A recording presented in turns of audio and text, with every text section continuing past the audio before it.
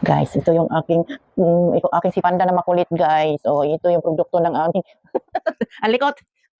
ang likot. Ang likot ng aming si Panda. Ang likot dalag. So ayan guys, ubos na nga kasi yung aking Castle Fit multivitamins. Kaya ayan, oh, wala na siya guys. Kaya bumili ulit ako para sa aking mga alagang cats. Ayan, nakita niyo naman sa Panda kanina. Sobrang lusog. Napakakulit.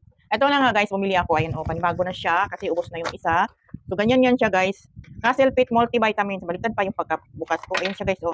Idadrop mo lang yan. Tapos meron naman yung dosage sa ating dito sa box. Merong dosage at meron din naman siyang dosage. Mababasa mo naman kung ilang kilo yung alaga mo.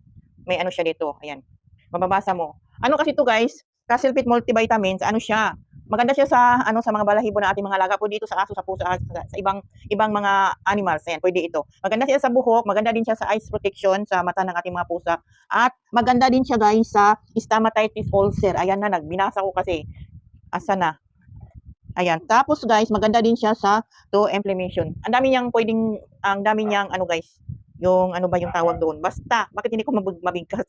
Kaya ito na talaga yung lagi kong pinapainom sa aking mga alaga ng mga pusa. May siya. Oh. So ayan guys, diyan lang sa ating yellow basket. $100 lang tumahigit. Mura lang. Diyan lang sa ating yellow basket.